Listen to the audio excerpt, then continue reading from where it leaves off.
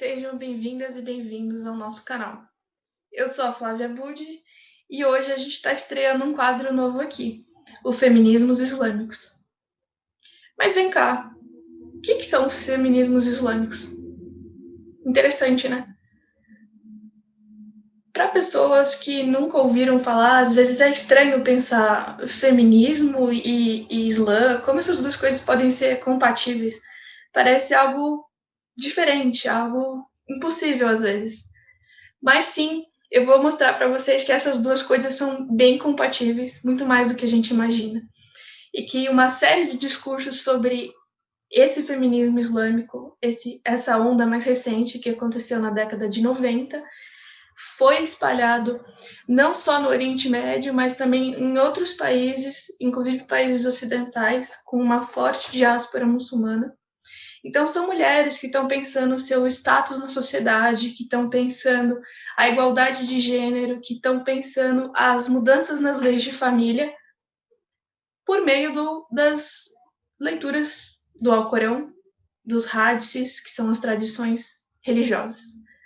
Então, a partir de hoje, esse é o primeiro episódio, nós vamos fazer uma imersão nesse universo diferente que é o feminismo islâmico, que eu vou trazer aqui para vocês uma visão histórica, algumas análises, personagens que são muito interessantes para a gente poder pensar todo esse movimento, como esse movimento começou, como ele ganhou força e em que pé que a gente está, em que estado chegamos agora. Porque é interessante que entre as pessoas que estudam as relações de gênero, principalmente pensando nos movimentos de mulheres e o Islã, existe até uma brincadeira, que inclusive a Margot Badran, que é uma historiadora, vai falar, que o feminismo islâmico, ele assumiu agora um âmbito em que a sua língua principal é inglês, ou seja, as mulheres que participam desse movimento e que são militantes se preocupam muito que outras pessoas consigam entender o discurso delas, o que elas estão falando, e consigam levar as suas análises para outras pessoas ao redor do mundo. Então, a gente vai ver algumas expressões desse movimento, digamos, internacional, esse movimento transnacional do discurso do feminismo islâmico. E eu vou falar mais para frente sobre o Mussawa, que é o que eu estou estudando na minha tese de doutorado. Mas nós temos ainda um caminho a percorrer aqui. Então, vou começar me apresentando. Eu sou Flávia Budi, aqui do canal Minuto de Geografia. Eu sou doutoranda, estou fazendo a minha pesquisa justamente sobre as aproximações que a gente consegue fazer entre os feminismos islâmicos e a necessidade, o discurso que foi colocado pelas mulheres da reforma das leis de família. E eu estou olhando para dois casos específicos. Eu estou olhando para o caso do Marrocos, que é um caso nacional localizado no Maghreb, para ver como essas forças políticas se relacionam. E eu também estou olhando para um caso internacional, transnacional, que a gente também pode pensar, que é o Mussawa, essa organização que eu vou falar para vocês um pouco mais à frente, que surgiu em 2009, com um encontro de mulheres que já se organizavam a partir do Irmãs no Islã, Sister in Islam, que é uma organização que começou na Malásia já há certo tempo. Elas têm uma atuação bem interessante desde a década de 80. E esse feminismo, que é colocado, por exemplo, pelo Mussawa, tem essa preocupação de utilizar inglês, de mostrar para as pessoas o que realmente está sendo dito no Alcorão, por exemplo, quais são as possíveis interpretações para passagens que são vistas de forma clássica, como passagens que vão permitir uma certa autoridade masculina e como é que isso se configura. Então, isso é o que eu estou desenvolvendo na minha pesquisa, e nesse quadro eu vou compartilhar um pouco sobre tudo isso, sobre o encontro do Islã com a consciência de gênero, né, com o feminismo, como esses encontros se deram, como nas próprias sociedades muçulmanas já há algum tempo as mulheres já estão buscando igualdade de estatuto, né, igualdade material, igualdade na lei, igualdade nas leis de família, que são leis específicas que vão reger casamento, divórcio, custódia de filhos e tudo mais. Então, a gente vai trabalhar sobre todos esses âmbitos, pensando em tudo isso, como esses discursos se conectam.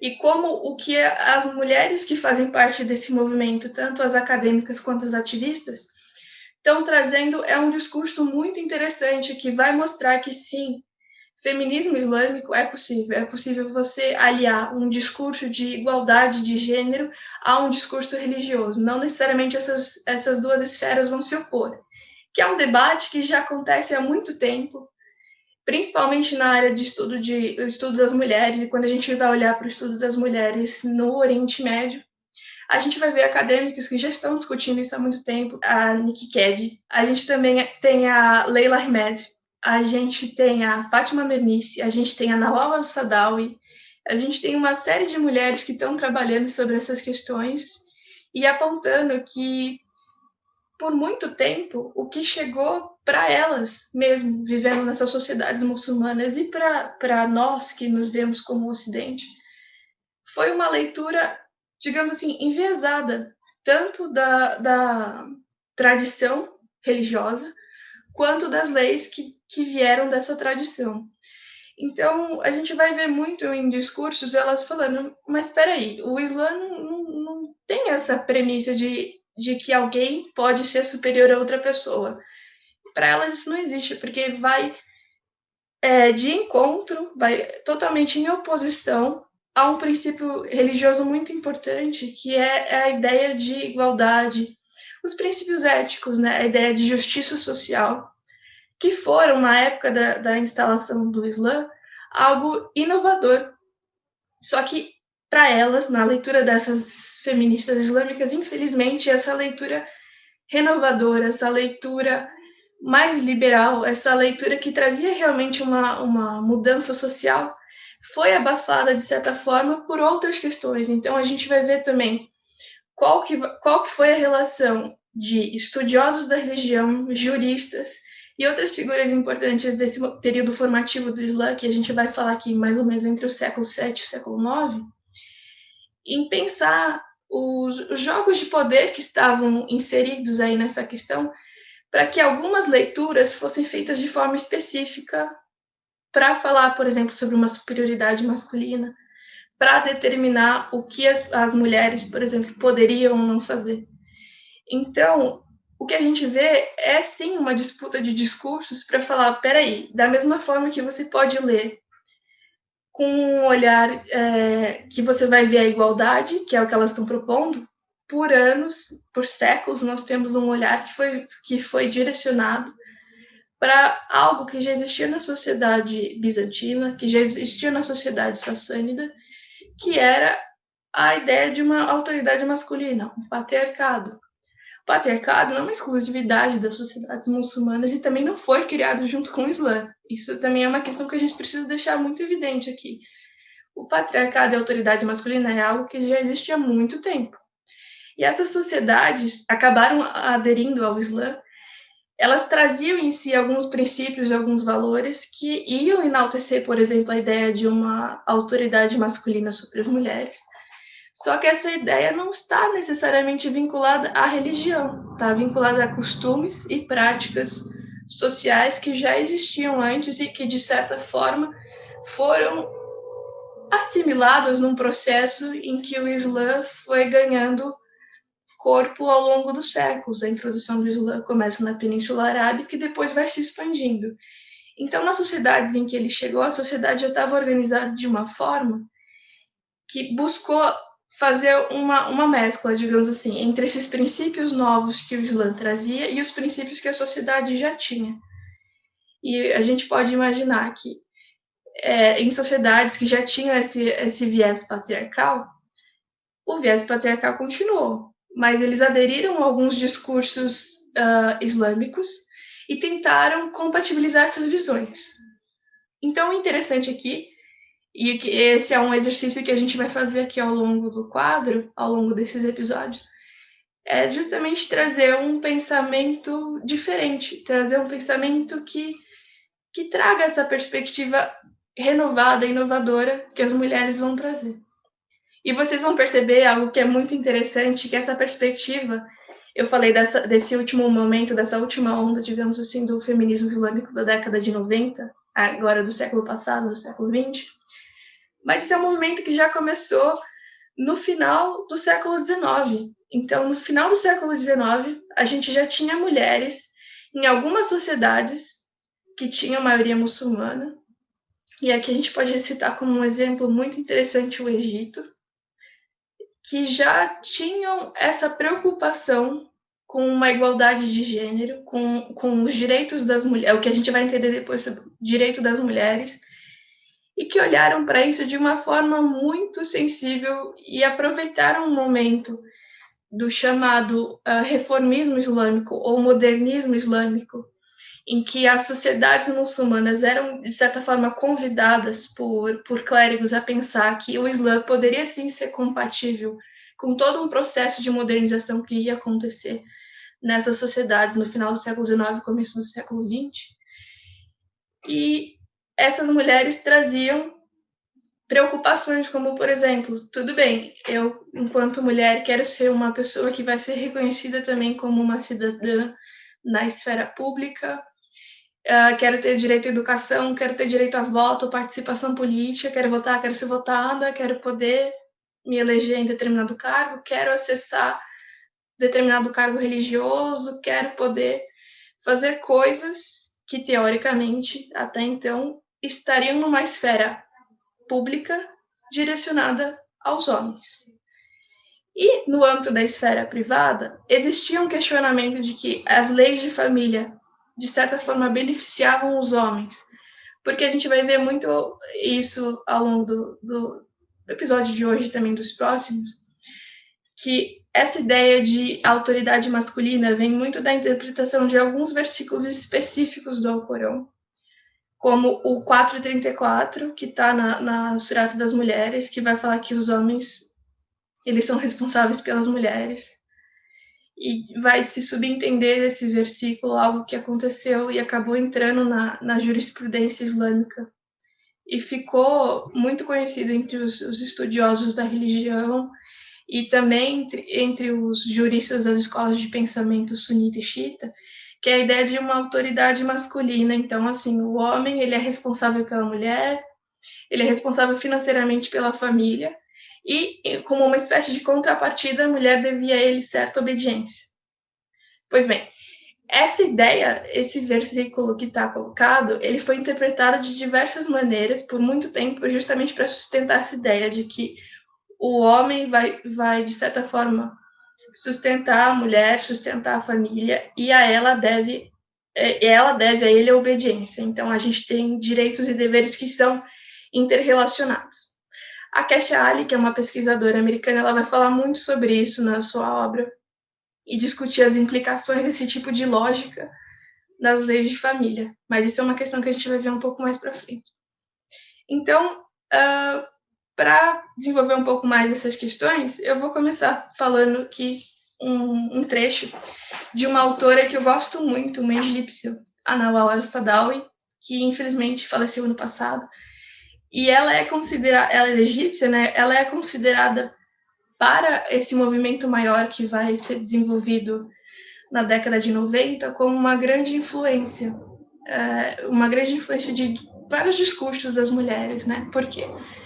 Porque ela, enquanto psiquiatra, ela enquanto acadêmica, ela enquanto médica, ela fez uma série de questionamentos a aspectos muito importantes da sociedade egípcia, como a violência sexual contra as mulheres, a violência relacionada, por exemplo, à mutilação genital feminina, que acontecia com muita frequência na época dela, inclusive ela sofreu.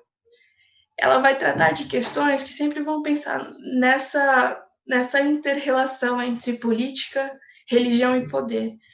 E ela falava que essa tríade é tão forte que qualquer coisa que você levante contra ela, digamos assim, qualquer questionamento a ela, vai suscitar uma série de retornos, assim. Então, você vai ver pessoas mais conservadoras que vão buscar narrativas para falar, não, peraí, o que você está falando não tem sentido. Ou então, sim, o que você está falando, mas não é exatamente isso. Então, vamos retornar a uma ideia de religião. E aí ela fala, não, vocês não estão entendendo, eu quero apontar aqui essas questões e quero que a gente discuta isso junto, porque essa era uma preocupação muito grande para ela, apontar as questões, mostrar que isso não acontecia apenas nas sociedades muçulmanas, que a ideia, por exemplo, da subordinação feminina não acontece só lá, mas que nas sociedades muçulmanas, nas sociedades árabes, a gente vai ver algumas exteriorizações desse tipo de autoridade, de subordinação feminina e autoridade masculina, que vão ser lidos por nós, digamos assim, mundo ocidental, como algo estranho, como o uso do véu, o uso de certas vestimentas. E ela fala, mas não é só sobre isso, a gente está falando sobre outras questões, a gente está falando sobre uma importância de voltar às tradições, a gente está falando sobre olhar as fontes sagradas e entender o papel que as mulheres tiveram no desenvolvimento do Islã. Então é muito interessante o resgate histórico que ela busca fazer também. E em determinado momento ela vai falar sobre a emancipação das mulheres. E eu acho que com essa frase aqui ela traz muitas questões interessantes. Ela diz exatamente o seguinte: a emancipação das mulheres árabes jamais será alcançada a não ser que se erradiquem as causas e as condições que levam à sua opressão. A verdadeira emancipação só pode implicar uma libertação de todas as formas de exploração, seja nos campos da economia, da política, do sexo ou cultura. Ou seja, ela vê toda essa questão das formas de opressão às mulheres como interligadas, e ela convida para um debate. Ela fala, olha, a gente sabe que isso acontece, mas vamos falar sobre isso. Vamos falar por que uma mulher é, de certa forma, impelida a iniciar um pedido de divórcio. Por que uma mulher tem na sua vida, por exemplo, a questão da modéstia, a questão da virgindade muito mais acentuada, no sentido de que tem muitas pessoas vigiando ela, controlando ela, e os homens não tanto. Então, ela traz vários questionamentos interessantes que são depois resgatados, e com certeza ela é uma chave essencial para a gente entender na sociedade muçulmana, no caso na egípcia, mas também é possível se estender a discussão para outras, como se construiu a ideia de papéis de gênero, por exemplo, o que as mulheres e os homens podem ou não fazer, como todas essas construções são justificadas com argumentos religiosos, e aí ela vai falar sobre o uso da religião para a política.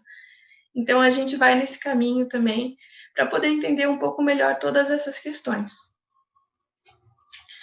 E esse trecho que eu falei é do livro dela, que eu acredito que seja um dos mais interessantes, em que ela traz mais proposições e discussões, que é A Face Oculta de Eva. E esse livro tem muitas questões, assim, que a gente vai olhar aqui, a gente vai trabalhar um pouco mais para frente.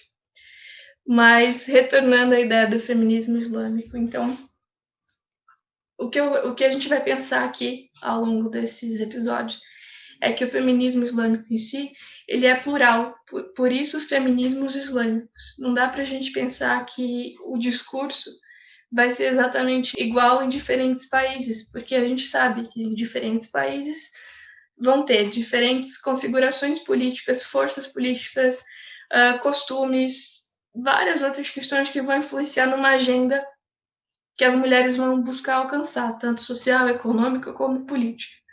Então, o que a gente consegue pensar? Que o feminismo islâmico, assim como uma construção discursiva que surgiu agora, né, na década de 90 do século XX, ele vai trazer justamente essa ideia, essa importância de observar, reler essas fontes sagradas. Então, principalmente, a gente vai ter muitos trabalhos que vão falar sobre o Corão, muitos trabalhos que vão falar sobre os hadices, que são as tradições, e muitos trabalhos que vão trazer a relação dessas duas fontes sagradas, que são consideradas fontes sagradas do Islã, com uma série de outros acontecimentos que vão acontecer nos estados, como a própria configuração das leis de família ou os estatutos pessoais, entre outras questões.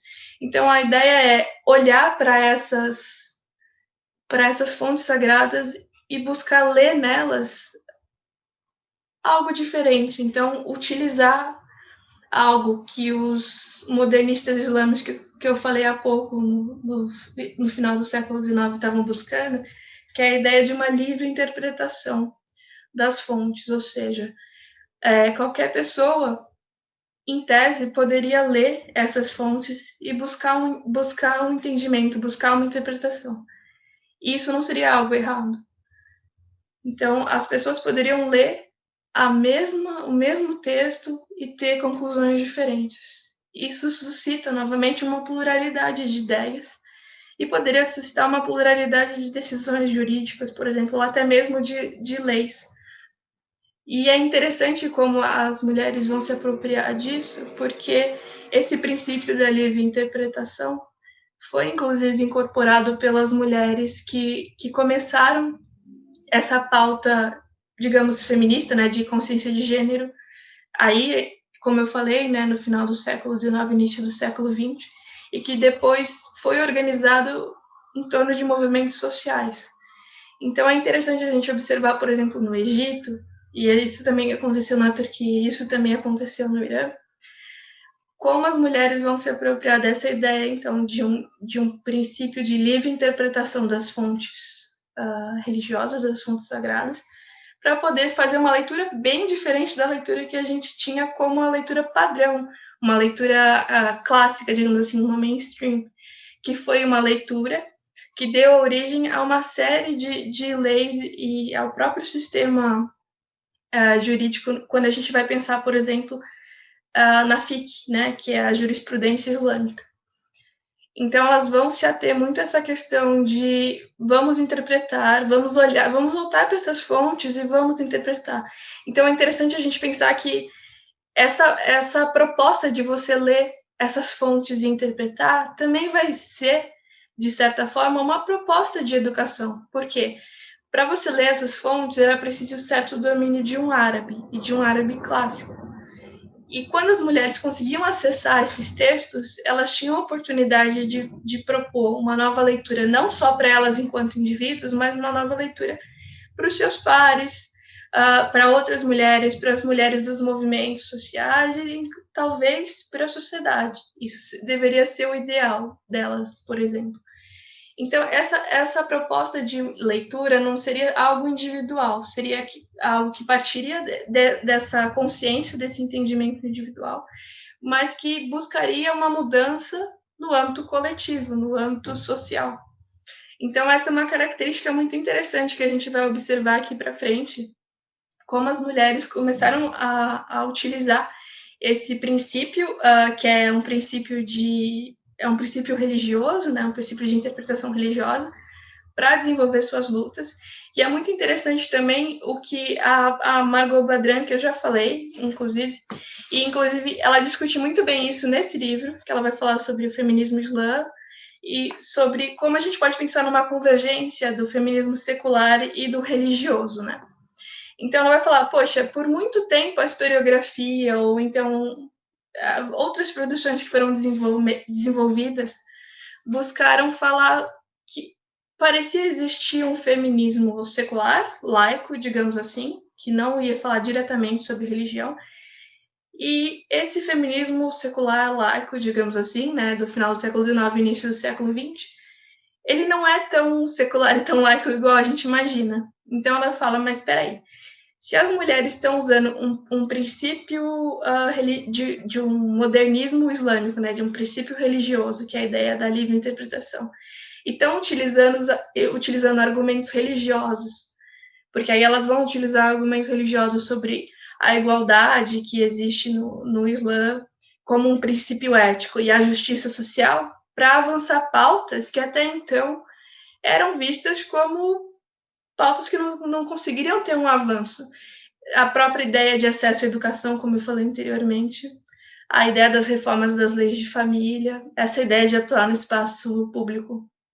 Então, é interessante ver como que elas vão articular, por mais que elas não se reconheçam nesse primeiro momento como partidárias, digamos assim, de alguma religião, elas vão tentar reforçar o seu caráter secular e laico, até pelo momento, né, em que isso tudo aconteceu, elas vão se utilizar de argumentos e de uma técnica, que é essa da livre interpretação, para tentar avançar pautas que depois vão ser super discutidas na primeira metade do século XX, Então, é super interessante a gente ver essas imbricações com esses conceitos. E algumas pautas vão se reconfigurando ao longo do tempo. Elas iniciam de uma forma e vão se reconfigurando. E quando a gente vai chegar no feminismo islâmico da década de 90, agora do século XX, né, do século passado, a gente vai ver muito essa importância de pensar, olhar para as fontes de novo, pensar sempre com muito cuidado quem lê essas fontes, né, quem interpreta e como interpreta, pensar na multiplicidade da língua árabe, por exemplo, que em vários momentos uma palavra pode ter sentidos atribuídos de forma diferente. E sempre olhar, elas buscam, né, construir uma espécie de hermenêutica que sempre vai buscar essa ideia de igualdade. Então, olhar para esses clássicos, os clássicos, digamos assim, que são o Alcorão e os Hadith, né, as tradições, e que foram interpretados por juristas e estudiosos ao longo do tempo, olhar para aquele texto, olhar para tudo aquilo com uma lente diferente, que seria a lente da mulher mesmo, porque elas vão pensar em determinado momento que uma mulher, quando ela lê esse tipo de material, ela, de certa forma, vai emprestar a uma interpretação que ela vai trazer as suas próprias experiências. Então, a sua leitura seria diferente das leituras dos homens, que são as leituras que foram tidas como clássicas ao longo dos séculos. Então, essa é uma questão muito interessante, assim, os princípios que elas vão buscar desenvolver. E ao longo do tempo, a gente vai discutir todas essas questões também. Mas nesse primeiro vídeo, eu quero trazer para vocês essas questões, né, que eu falei até agora, e trazer uma reflexão também, porque muitas vezes a gente ouve falar sobre as mulheres muçulmanas em contextos de guerra, por exemplo. A gente ouviu muito falar sobre elas no contexto da guerra do Afeganistão, da guerra do Iraque. Ouvimos falar também sobre as mulheres no contexto de refugiadas, por exemplo, da Primavera Árabe, das que saíram da Síria, entre outros. Ouvimos falar de mulheres também no contexto das mulheres curdas que estavam lutando contra o Estado Islâmico. E uma coisa que eu sempre pensei, que eu acho que a gente tem que usar aqui como uma reflexão para a gente passar para a próxima etapa, para o próximo episódio, que é, poxa, mas muitas pessoas escrevem sobre as mulheres muçulmanas, mas alguém já perguntou o que elas querem? O que elas entendem sobre determinada questão? E aí eu convido a gente pensar justamente sobre uma questão que foi a Lila Bulhou que trouxe quando ela escreveu em 2002 um texto que foi traduzido para português só em 2012, que ela pergunta, é uma pergunta, se as mulheres muçulmanas precisam de salvação. Quer dizer, elas precisam de salvação mesmo? Será que elas mesmas já não estão buscando alguns mecanismos para, entre aspas, se salvarem? Evidente que existe uma relação de poder que, por muito tempo, foi colocando as mulheres de um lado, numa questão mais subordinada e tudo mais. Mas dentro dessas sociedades, não é possível pensar que as mulheres têm agência? E que elas estão desenvolvendo, sim, mecanismos de lidar com tudo isso e tentar avançar suas pautas? Eu acho que isso é uma coisa que a gente tem que pensar para a gente dar continuidade aqui aos nossos episódios. Você já pensou? O que será que é agência para uma mulher muçulmana? O que é uma mulher muçulmana que age, que faz e que busca o que quer? Eu acho interessante a gente pensar sobre isso. Que tal a gente pensar o conceito de agência da Saba Mahmood, que foi trabalhar justamente as mulheres num movimento de reavivamento religioso no Egito. E ela fala, olha, a gente tem que repensar a ideia de agência. O que é agência exatamente? Agência é necessariamente você fazer uma resistência? É necessariamente você propor uma espécie de revolução?